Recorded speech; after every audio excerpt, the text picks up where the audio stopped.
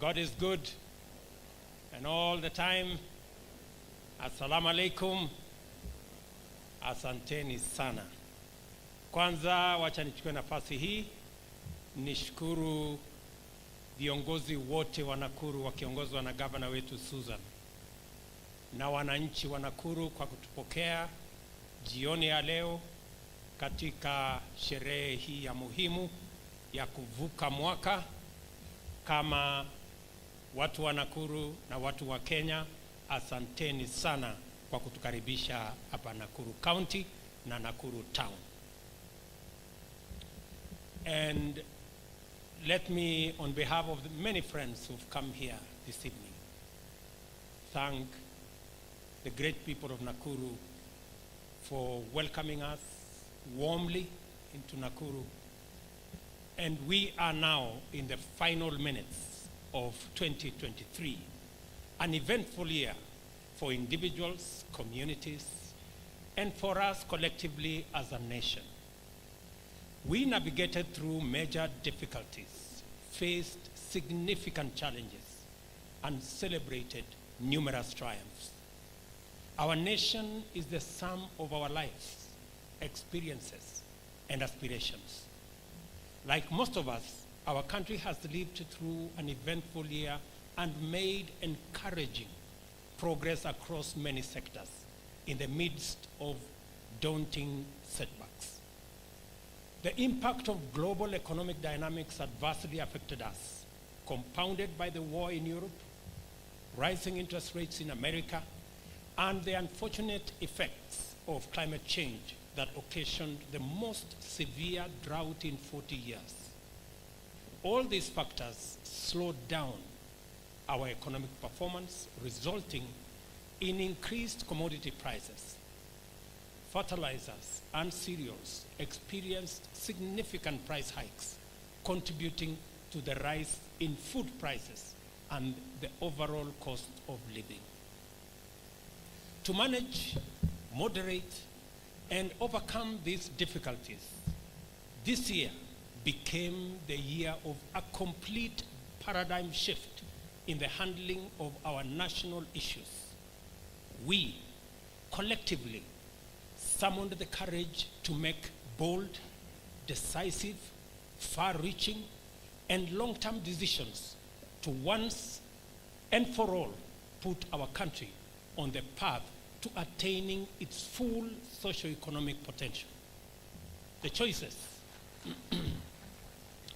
choices we've made over the last year were neither easy, populist, nor convenient. They were, however, meaningful, appropriate, and necessary. In the short term, painful, but in the long term, gainful. 2023 is the year we decided to stop wastage and extravagance, instead opting to live within our means. We decided to cut expenditure by up to 400 billion shillings so as to reduce our borrowing.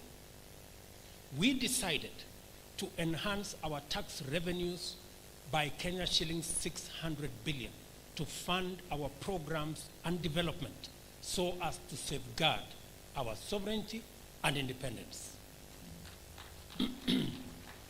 Ladies and gentlemen, we certainly cannot be independent if we are enslaved by monumental debt, as has been the case.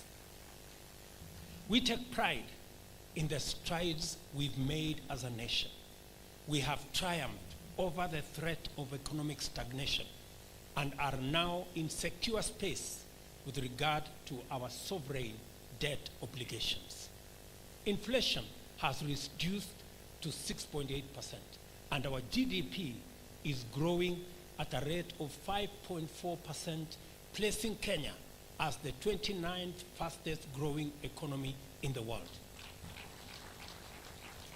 In 2023, we decided to get rid of consumption subsidies that not only drove our nation into deeper financial distress, but were also unsustainable, opaque, and only benefited middlemen at the expense of those who truly deserved support.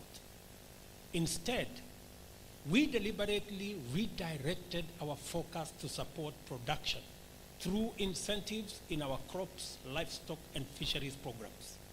Today, with the blessing of good weather, thanks to God, these interventions have enabled us increase our food productivity by 40% at a fraction of the previous cost. Working with farmers, our foremost patriots, we shall double our efforts in 2024 until we reduce our Kenya shillings 500 billion food import bill to zero and rid our country of the shame of hunger. In 2023, we decided that growing our economy, as has been the case in the past, was not enough. Change was an inevitable imperative. As such, we rolled out an economic growth model intentionally designed to be inclusive, deliberately expanding opportunities and creating jobs. Millions of jobs, all types of jobs, construction jobs, technical jobs, digital jobs, as well as entrepreneurial opportunities, both locally and abroad. Our housing program, for example, not only provides decent home ownership for millions, including some slum dwellers who now live in squalor, but it also aims to reverse agricultural land fragmentation and has already created 120,000 jobs with plans to employ an even greater multiple of people next year. For the first time, my Mama Mboga and Boda Boda friends will now have a chance to own a home in our Kenya shillings 4,000 a month, 3% interest rate tenant purchase scheme. That will be the case for other Kenyans on our 6% affordable housing and 9% market housing program. All these housing programs will be at a single-digit interest rates, which is half the current rates. Ladies and gentlemen, our digital superhighway infrastructure with 22,000 computers being supplied is already creating thousands of jobs in our technical and vocational education and training institutions. Even as we roll out our ICT hubs in every ward and every constituency in Kenya. Our international jobs program is well on course, having negotiated many bilateral labor agreements to open up opportunities for employment for Kenyans globally. Our collective efforts have not only rescued us from economic paralysis, but propelled us towards a brighter future. We navigated complex debt situations, accelerated economic progress, and invested significantly in our human capital. Recognizing the pivotal role of education, we increased allocation to the education sector by Kenya shillings 127 billion, which enabled us enhanced capitation for our learners, bringing us closer to the dream of universal education from ECD to the tertiary level. We also employed 56,000 teachers to improve access to quality education throughout Kenya. We have equally made immense progress in promoting financial inclusion and dignity of Kenyans at the lower economic echelons. The Hustler Fund and the NSSF new contribution model exemplify our dedication to inclusive growth, financial well-being, and social security for all Kenyans. We have made affordable credit available to millions of Kenyans who for years were alienated and underserved by financial institutions. The Hustler Fund has disbursed over Kenya's shillings 42 billion to Kenyans in just 1 year, making it the largest financial inclusion program.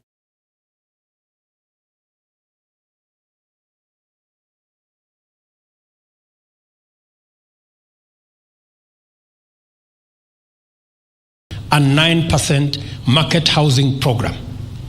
All these housing programs will be at a single-digit interest rates, which is half the current rates.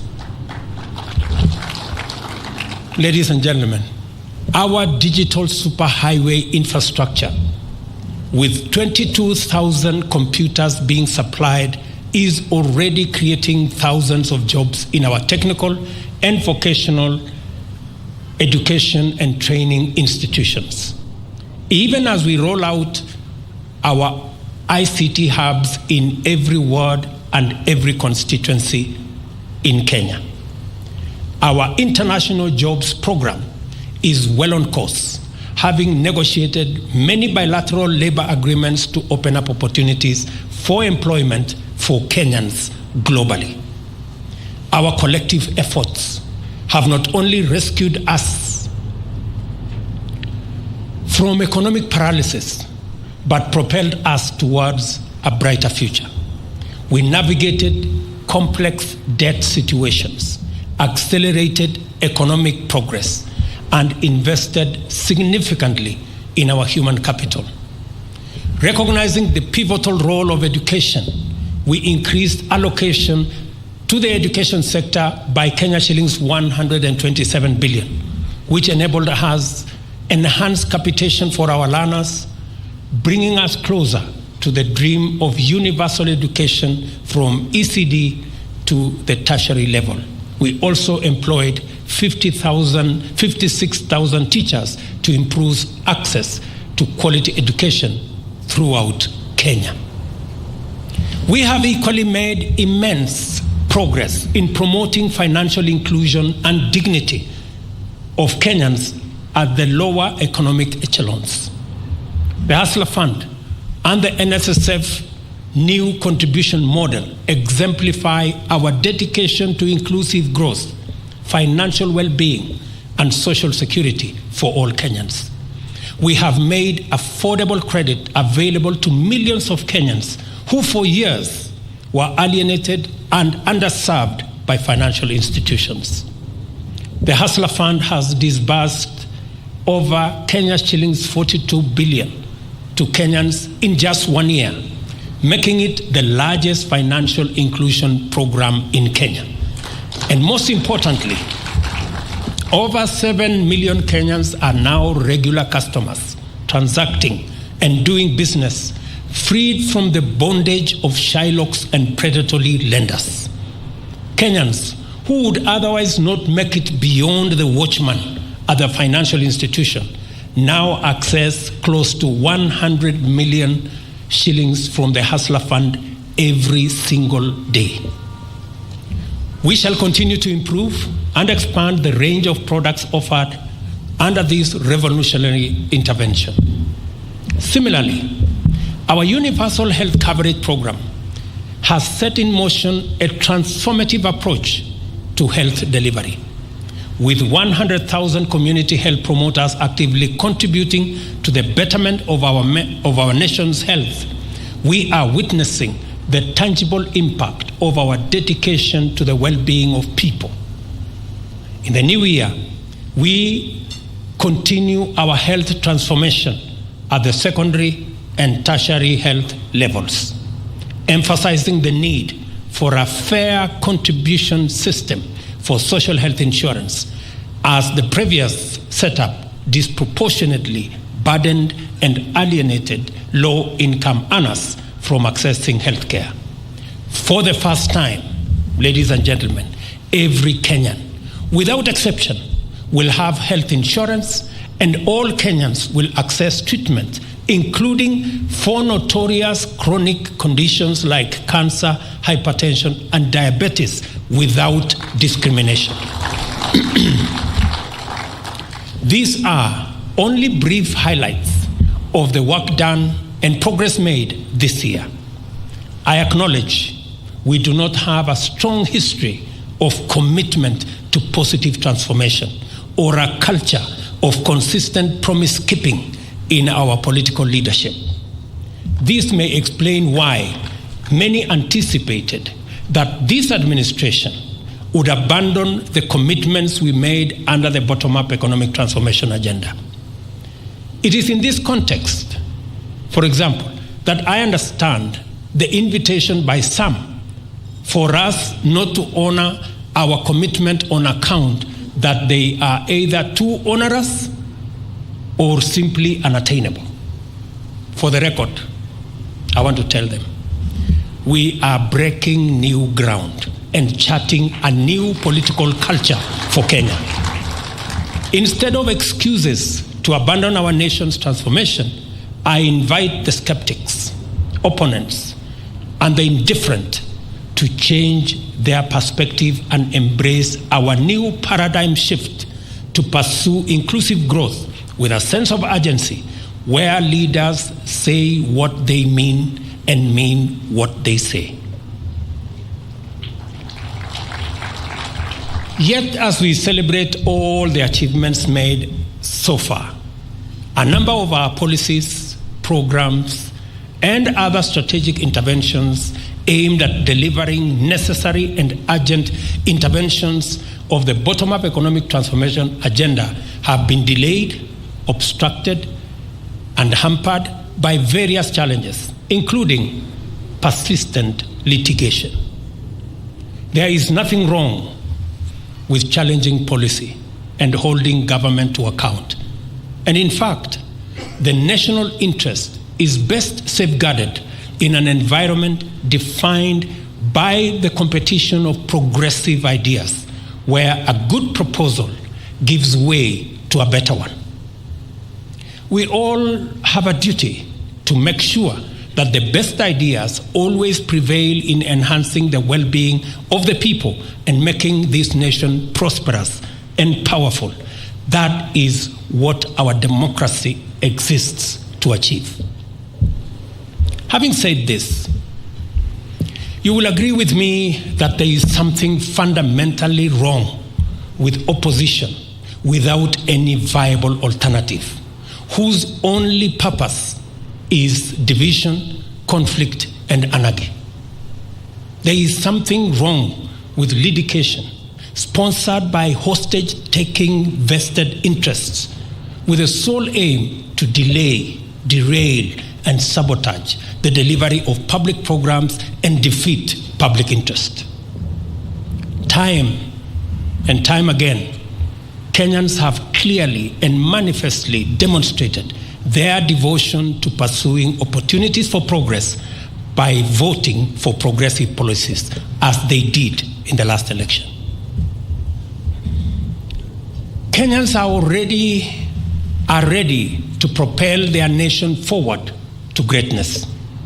What has held them back is a leadership invested in the status quo, which excludes the majority to benefit only a few.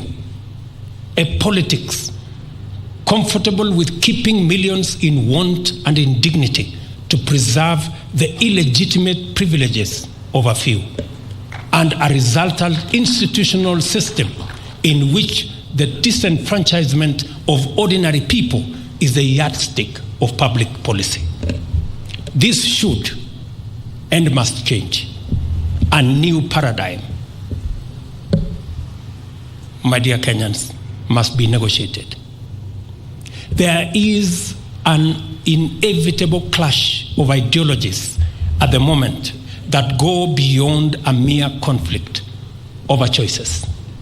It extends to a disagreement between us as to who between the few who wield power in the executive, legislature, and in the judiciary, and everyone else without distinction, who are the legitimate targets and beneficiaries of public policy.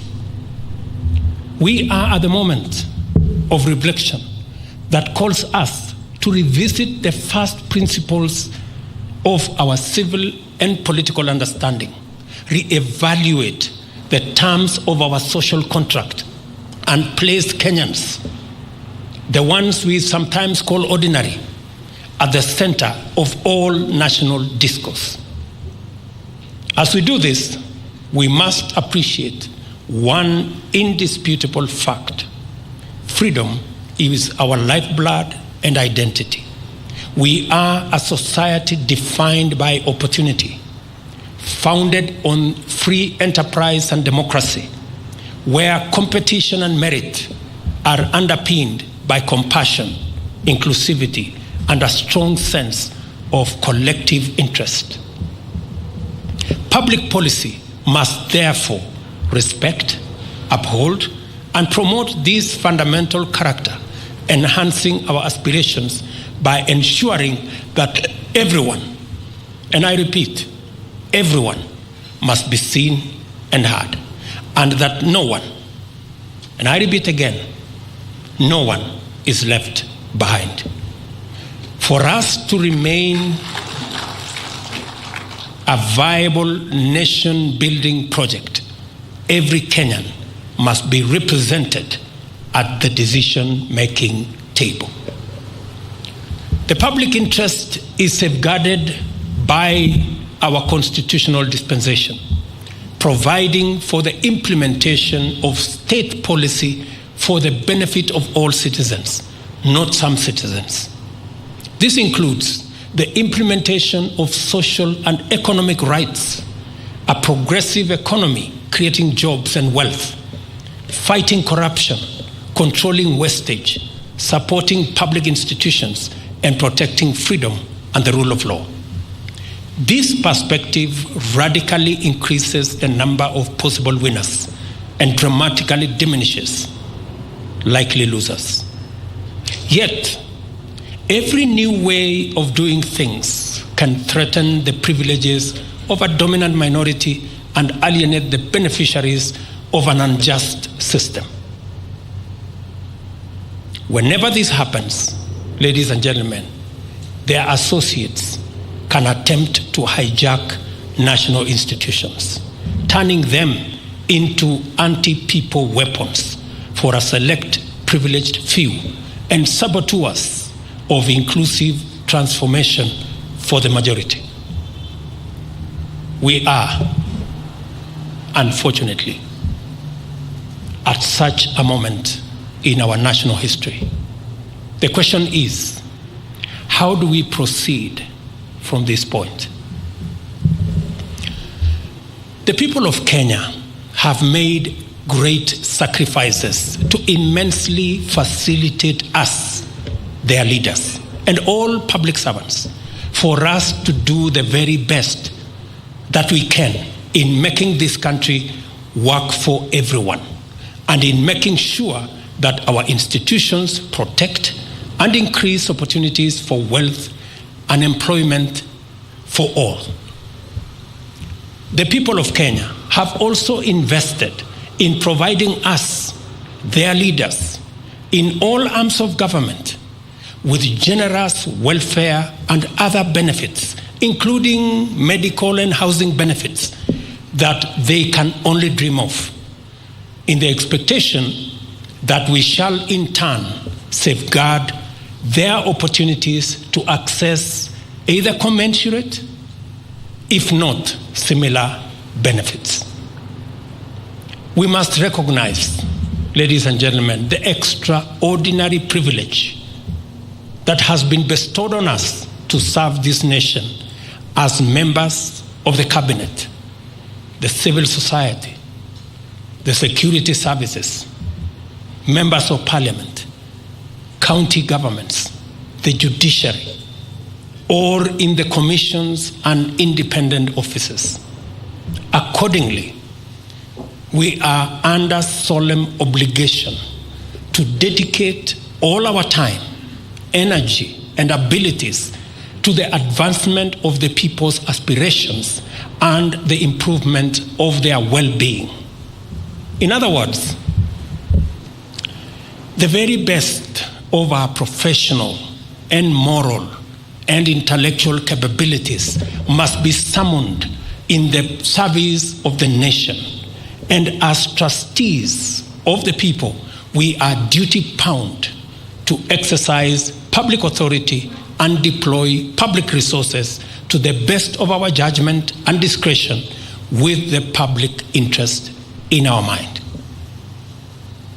Our understanding of public interest must be aligned with the imperative to enhance the social contract and be connected with the urgent need to increase opportunities and transform the landscape of possibilities. Let us therefore reflect very deeply about the ways in which we act and speak in the name of the Constitution. We must ensure that institutional independence does not mutate into impunity and avoidance of accountability. We must be cautious lest our professed pursuit of constitutionalism and obedience to the law turns into an empty ritual and hollow vanity for the majority of citizens. We must take abundant care that our aim to protecting or advancing the people's rights does not deny them legitimate opportunities or make a mockery of their struggles and their aspirations. Ladies and gentlemen, this is what happens when a public servant enjoying a house mortgage at 3% interest makes a decision to frustrate the housing program, robbing millions of young people employment prospects and denying millions of Kenyans the chance to own a home like them. This is also the case when a public officer who benefits from unlimited medical insurance invokes the law to derail the universal health care delivery, denying millions of vulnerable Kenyans a health cover, just like the one they have. It is also the case when a politician neglects the boundaries of democratic competition, that opposing policy, government policy for that matter, does not permit undermining the nation or sabotaging the national interest or the welfare of the people. In conclusion, the last general elections were a watershed moment for our nation. We finally came of age and set a new record, confirming to all and sundry that Kenya is a robust democracy. We turned over a new leaf, writing a fresh chapter in the Kenyan narrative. The era of ethnicity and ethnic political mobilization was well behind us. The anarchy of election violence was firmly relegated to the past.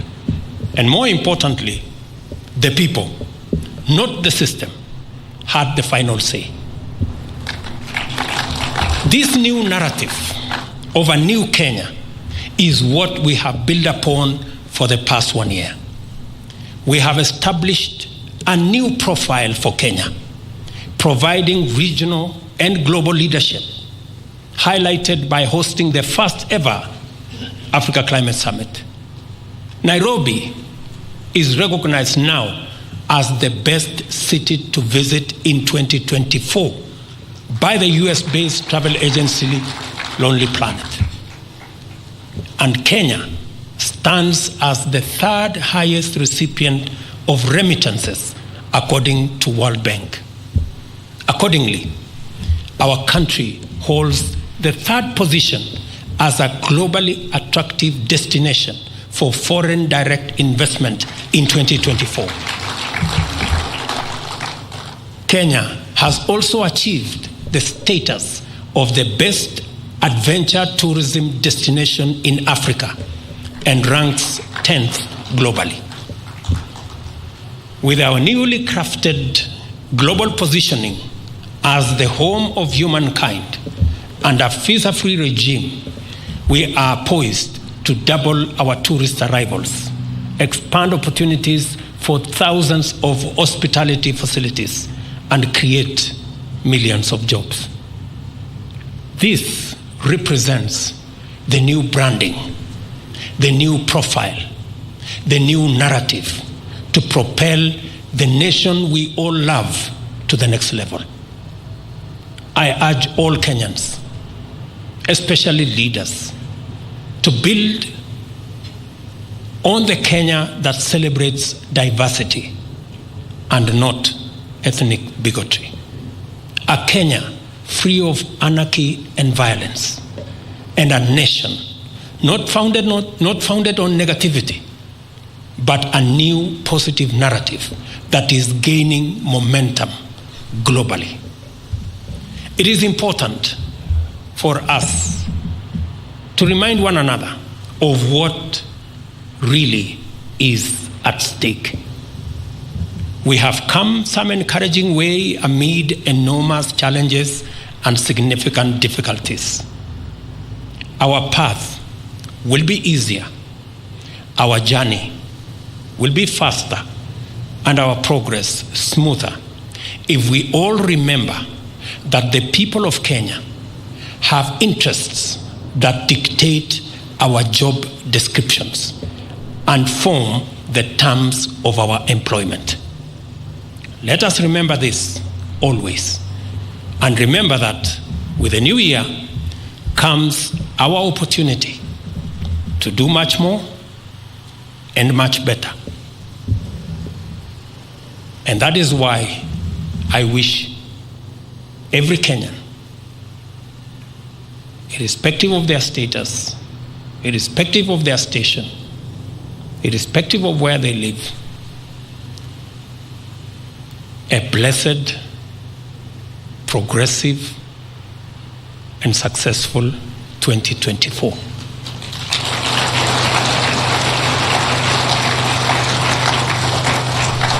Na nitarudia niseme kwa Wakenya wote, mahali popote mlipo,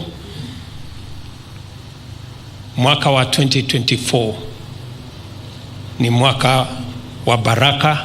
Mungu ametupatia taifa, ametupatia nchi yenye baraka nyingi, ametupatia mambo mengi. Kenya leo imepata heshima duniani kote. Kenya leo inatambulika. Ni jukumu letu kujenga taifa letu.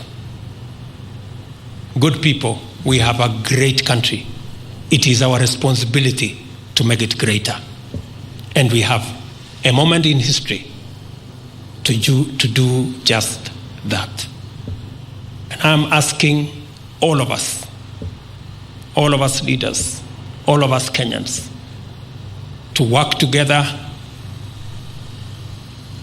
to move our country, the country we all love, to the next level.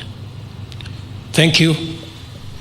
I again wish each and every one of you a great year ahead, as I ask the people of Nakuru who lost some family members today, that we ask God to empathize with you as we empathize with you, that God is going to give the grace to the families that lost their loved ones today in Nakuru County, and those that did in Nyeri and a few other areas during this season. We wish them God's grace, and that God will comfort them and give them safe passage, even as we celebrate the new year. We stand with the families who have lost their loved ones. I want to say to all of us, asanteni sana. I know we will be here for a while as we wait for for midnight. Welcome to this celebration, and my very best wishes in 2024. Asanteni sana na Mungu awabariki. Tumpongeze Rais kwa makofi tena. Asante sana Mheshimiwa Rais. kwa hotuba yako kwa nchi ya Kenya na kwa sisi wote. Thank you very much, Your Excellency. Thank you, thank you, thank you. We may take our seats. And just a guide of the rest of the evening, as mentioned by His Excellency, we are waiting for midnight so that we can all cross over with joy and jubilation. And we'll start with a short session of praise and worship, where we'll just celebrate the fact that as a country, we are where we are. We've heard from His Excellency's speech, the milestones that we have made, and